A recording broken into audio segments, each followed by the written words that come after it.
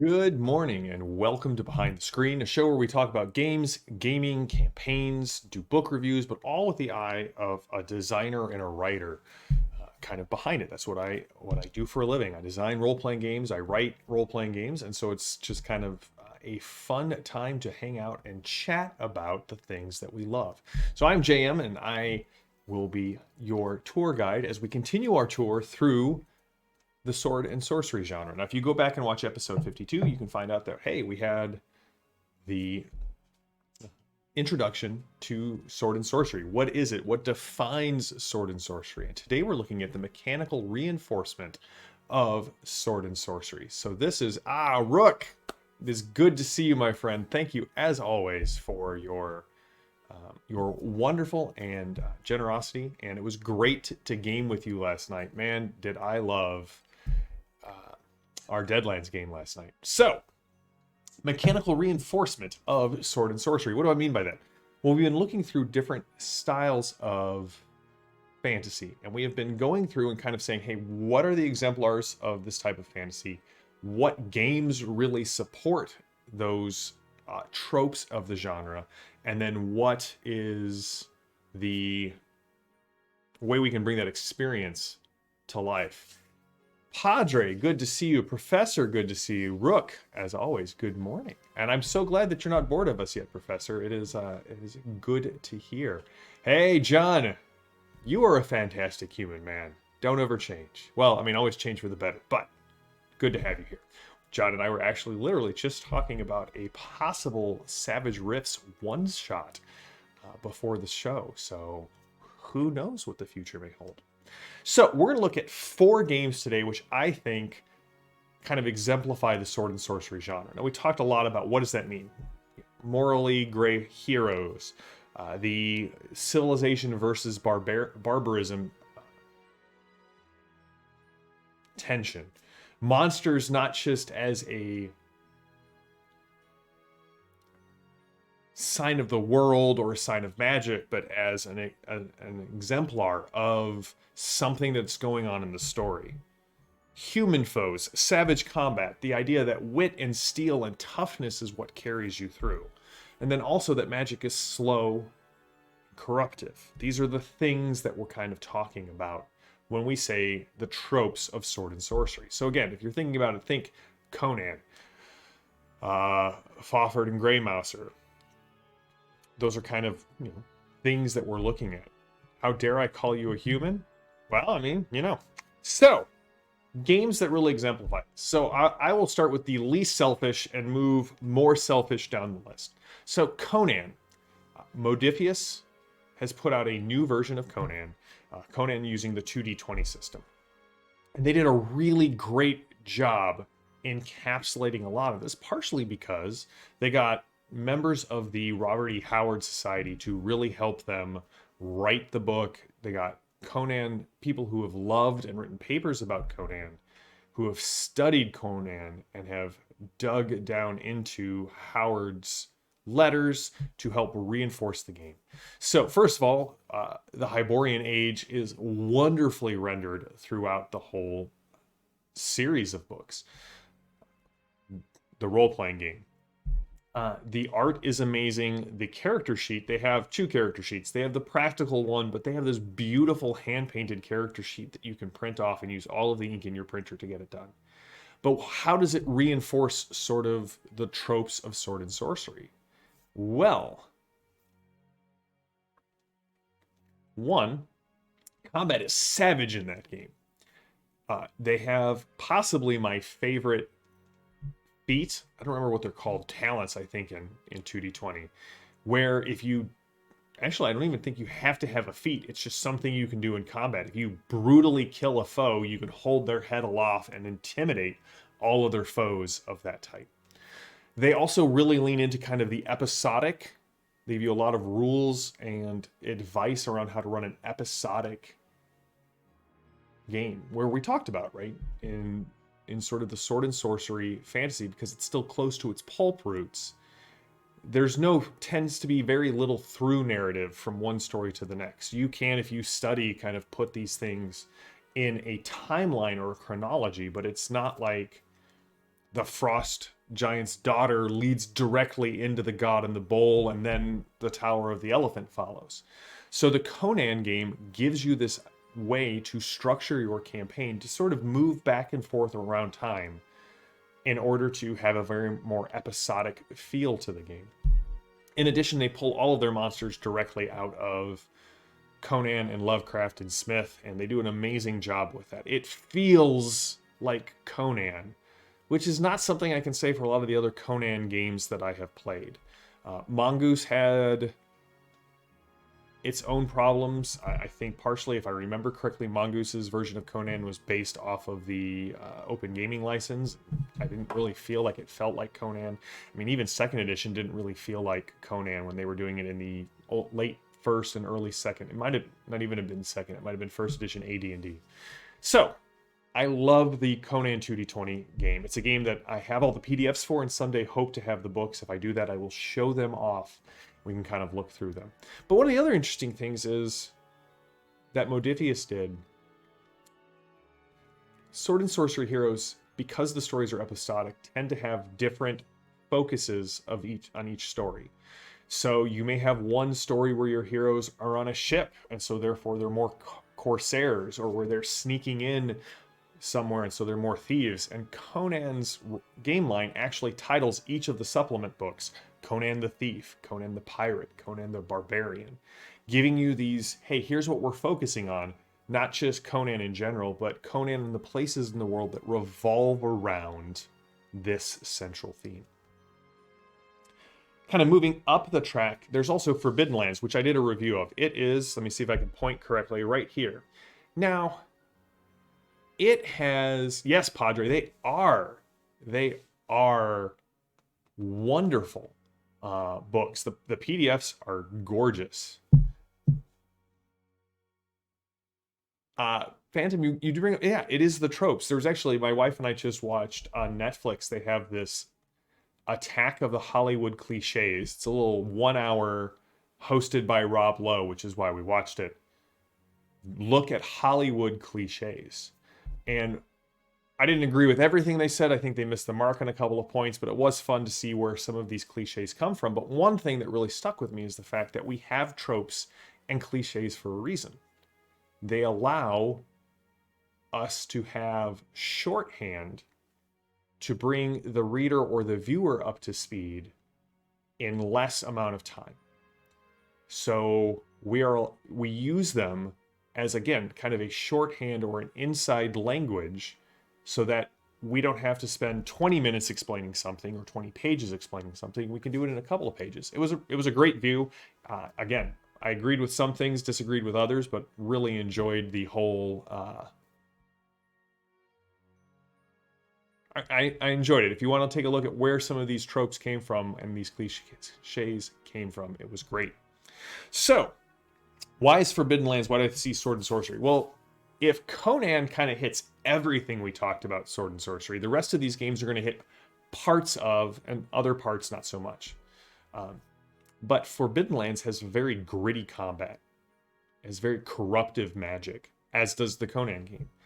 It is about the whole land being in barbarism. And you as the heroes are moving through trying to reestablish this idea of civilization. So think of it almost post-Conan, if you will, where Conan is really the barbarian who's coming in and disrupting civilization, pointing out how decadent and how flawed and how broken it is, in hopes to rebuild it. Maybe not in hopes, but eventually to take the crown of Apollonia and institute sweeping changes. In Forbidden Lands, you are playing in that barbarous fall. Civilization has fallen. The barbarians not only were at the gates, but they broke the gates, they've burned everything down, and now they are the people living in the land.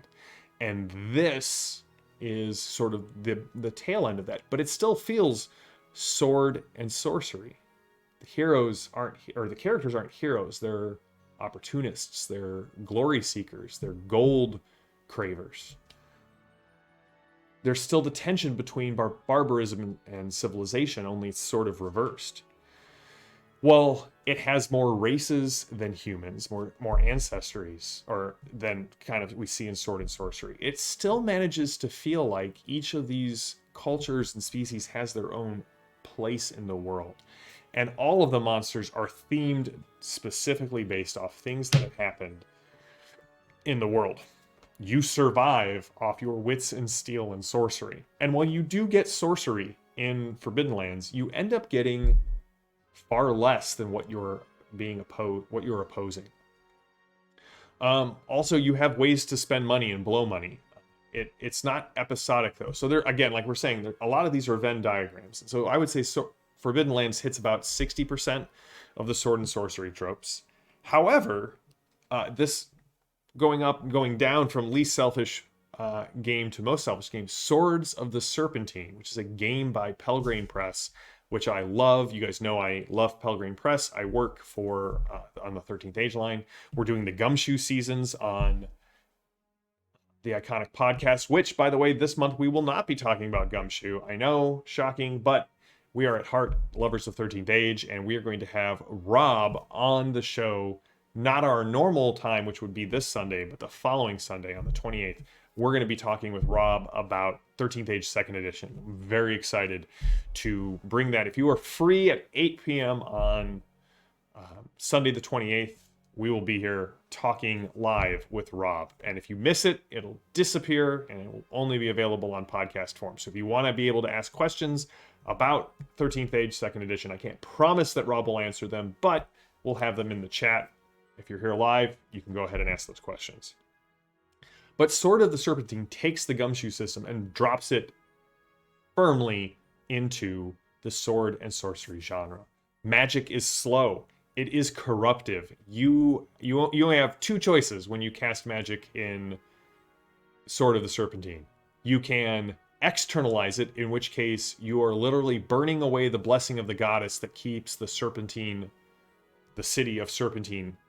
Maybe it's not called Serpentine, but anyway, the city out of the swamp. So buildings crumble, they fall, they sink. Statues which hold the souls of the departed break. So anybody who does that is immediately hunted down by the Inquisition. Or you can internalize it and slowly grow more corrupt yourself, which once your corruption is noticed, you are, brutally hunted down by the Inquisition. You play those who move through the city trying to make your fortune and to, again, you're not trying to right wrongs. You can, but the default assumption is you're out for your own gain, which is something that is very morally gray and something I love about Swords of the Serpentine.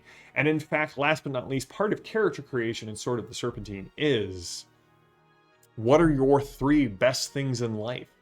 You have to put them on the top of your character sheet. They're almost like backgrounds in 13th Age. They pulled a lot of 13th Age. Kevin and Emily did an amazing job with Swords of the Serpentine, which is out now. I have a physical copy. You should go out and check it out. We'll have links in the show notes when it goes live. The factions of the city sort of function like icons, and then you have to declare your 3 best things in life, which of course comes from the Conan the Barbarian movie. What is best in life? To crush your enemies, to drive them before you, and hear the lamentations of the women. So you get to fill out that sentence however you like, and there are mechanical benefits for filling that sentence out. John, that was great. No one does expect the Serpentine Inquisition, except now we've mentioned it, so everyone watching this video will expect it. But the thing about the Serpentine Inquisition is they're crafty. They're devious. They always strike when you least expect it. So if you expect it when you don't expect it. And then last but not least, as we're discussing our mechanical reinforcement of the game, I think that personally, I wanted to have Jackals have this feel of Sword and Sorcery. Now, first thing off, it is not sort of designed to reinforce kind of the episodic play. So take that aside. And it's really not for morally gray heroes. You can push that line, but if you look at the corruptive acts list, a lot of the things that we would typically see as standard adventuring things are things that can get you corruption. However, it is intrinsically tied to the idea of law and chaos, where law equals civilization and chaos equals barbarism. It is a game where you survive by your wits and your strength. In fact, it was the right system was designed so that ritualists should also be competent fighters, that no one in the game cannot swing a sword. In fact, I would say 90% of the rights don't even take your action. So you can use a right and then still charge it to combat to aid your friends. Combat is brutal, especially if you play in my version of Jackals, my personal home game. My players complain about the scarring rules all the time. I think Escape Artists players complain about the scarring rules as well. All of the monsters in the game hold a very specific setting purpose. I'm not going to put out a giant bestiary with a ton of new monsters, because each monster hangs on a piece of the setting or a theme in the setting, right? The absolute expression of the idea of chaos is the Yamin, the many-headed dragon. The Dakan represent the chaos that enslaves you, the barbarism that comes in and destroys everything that you have built. The dead represent that intrinsic fear that we have, that not only is there something beyond this life, but that can come back and haunt us. John, of course, my son, I've trained my son well. He corrects other people when they say bestiary. I was like, no, it's the best book out of all three of the books in the core set, because it's the bestiary. And that has stuck in his head.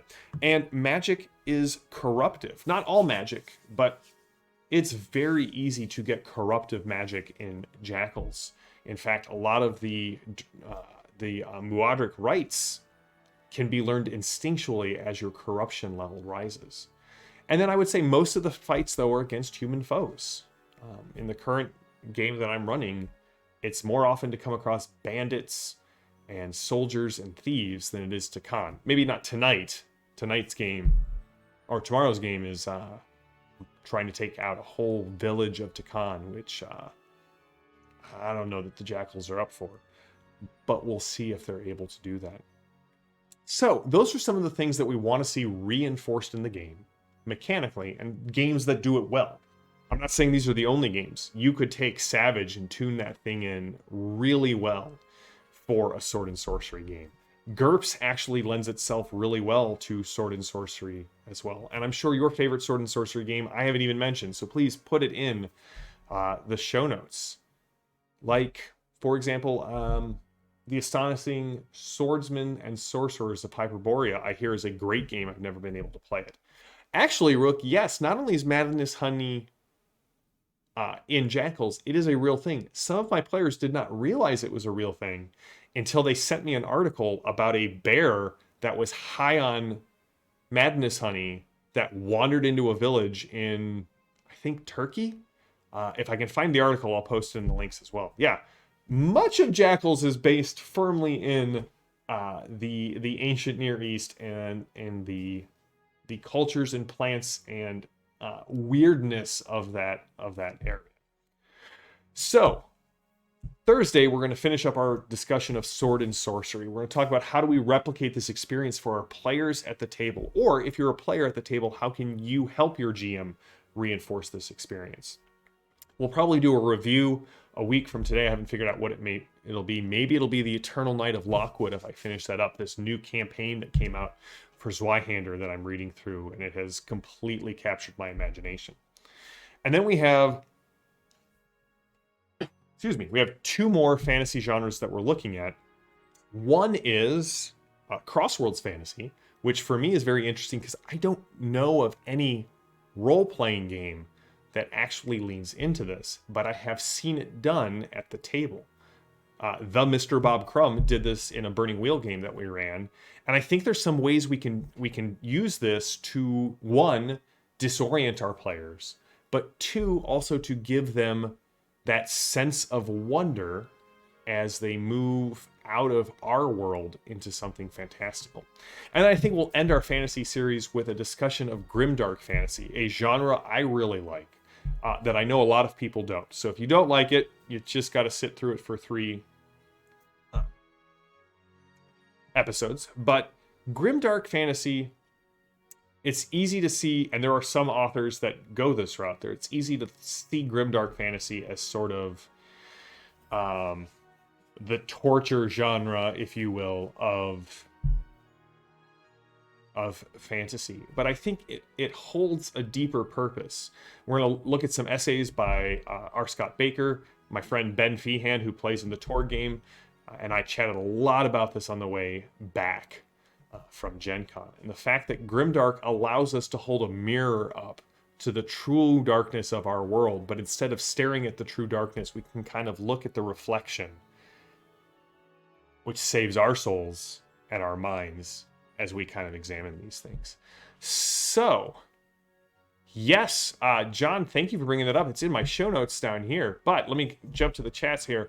Padre says, Beast and Barbarians from Savage Worlds is interesting. Also, I think Weird Wars Rome might count. I do think Weird Wars Rome would count. And yes, John, today, Pinnacle is launching on their site, and we'll post a link in the show notes to their new adventure called The Legends of Ghost Mountain, which I believe. I am very excited for this one. I am looking forward to that. And yes, grimdark was coined, and we'll talk about this, by Warhammer 40k, but I think it shines in fantasy. But you guys have requested that we do a sci-fi series much like this. And so when we get to grimdark sci-fi, you can be sure we will be talking about the Emperor on the Golden Throne and how I was there the day Horus slew the Emperor.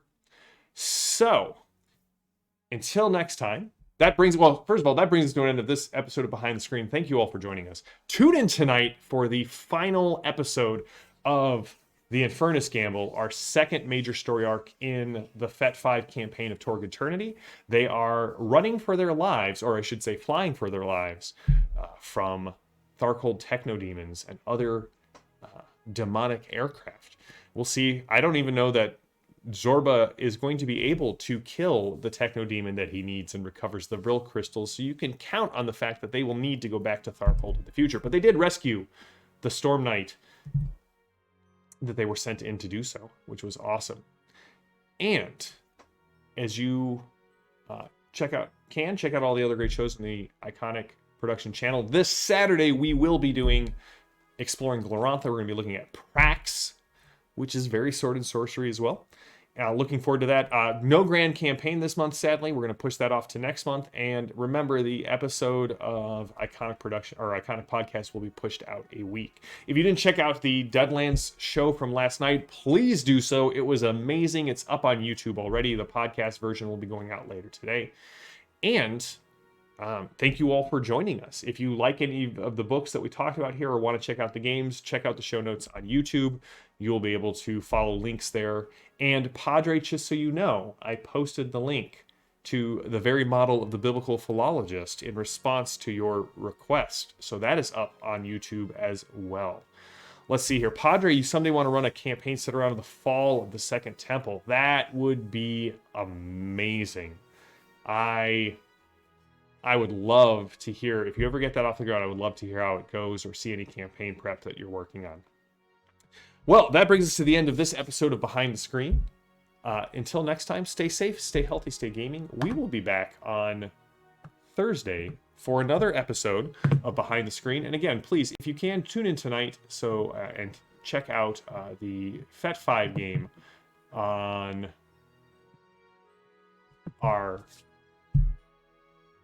Torg. My brain just died. It is Torg's Day. I love how on the Iconic Discord on Tuesday morning, someone yells out, Happy Torg's Day. So, if you're not a member of our patronage, please consider going over to patreon.com/iconicproduction. Check out what rewards we offer. Join our community on Discord. It is thriving.